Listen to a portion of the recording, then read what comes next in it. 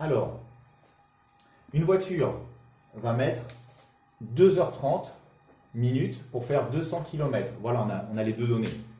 Attention, 2h30 minutes, on ne peut pas travailler avec 2h30 minutes. Il faudra tout mettre dans la même unité, parce que là, vous avez des heures et des minutes. C'est pas possible de travailler avec ça. Soit vous mettez tout en heures, soit vous mettez tout en minutes, soit vous mettez tout en secondes. Ça dépendra de la question qu'on va vous demander. Mais 2h30 minutes, on ne peut rien faire avec ça. D'accord? Donc, on demande d'abord de calculer la vitesse moyenne de la voiture. Bon, bah, la vitesse, on sait depuis longtemps, c'est la distance divisée par le temps. De toute façon, on vous le dit, regardez, on le veut en kilomètres par heure. On veut diviser des kilomètres par des heures. Alors, des kilomètres, bah, je sais qu'il a fait 200 kilomètres.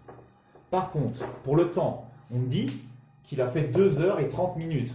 2h30 minutes. Et moi, on me demande de le mettre en heures. Bon, bah, je sais déjà qu'il a fait 2 heures en entière, ça c'est sûr. Et après, il a fait 30 minutes. 30 minutes, c'est la moitié d'une heure.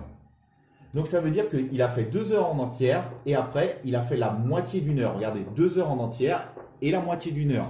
C'est une manière d'écrire que vous n'utilisez jamais dans la vraie vie. Donc, je sais que des fois, ça peut vous gêner.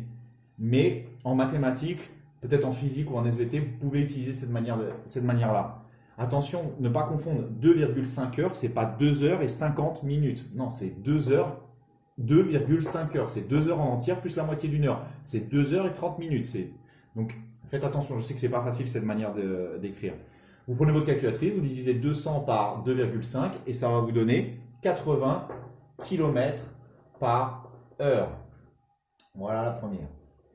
Maintenant, moi je vous conseille sur ces exercices-là, quand on vous demande une distance ou un temps, dans les exercices où c'est que ça parle de vitesse, moi, je vous conseille pour les distances et pour le temps. Pour la vitesse, je conseille d'utiliser la formule. Mais pour la distance et le temps, je vous conseille de faire des tableaux de proportionnalité. Regardez, vous marquez la distance. Ici, vous marquez le temps. Et ça va être beaucoup plus simple pour travailler. Alors, la distance sur le temps. On sait qu'il a fait 200 km. Après, le temps, vous le mettez dans l'unité que vous voulez. Moi, je vais le mettre, allez, si vous voulez, vous pouvez le mettre en heures. Vous mettez 2,5. Sinon, vous le mettez, moi je vais mettre tout en minutes, d'accord? Tout en minutes, ça va être plus simple.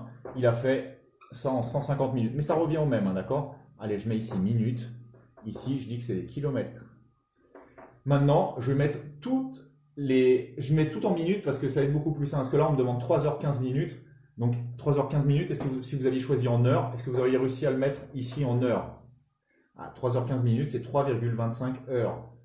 42 minutes, comment vous auriez fait pour le mettre en heures? 3h36, comment vous auriez fait pour le mettre en heure? Tandis que voilà, tout mettre en minutes, c'est très facile. Je ne sais pas si vous comprenez bien, mais en tout cas, j'ai décidé de tout mettre en minutes. Donc j'ai mis 2h30 minutes, 2h30 minutes, je sais que ça fait 150 minutes. Je sais que 3h15 minutes, ça fait en tout 195 minutes. 42 minutes, bon bah ça j'ai rien à faire. Et généralement, c'est ça le plus simple, c'est de choisir l'unité la plus petite qu'on nous a donnée.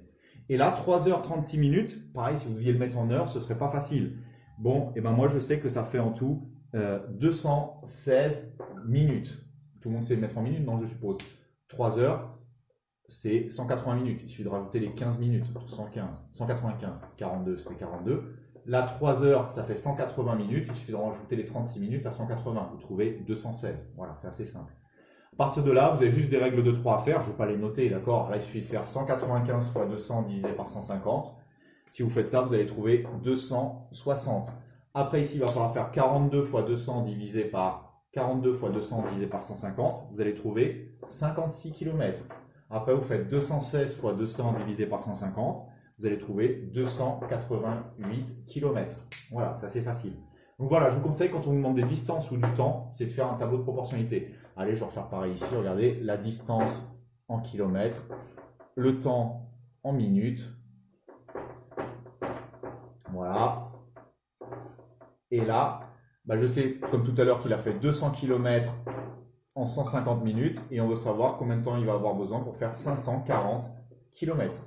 Bon, allez, 540 fois 150 divisé par 200, ça donne 405 minutes.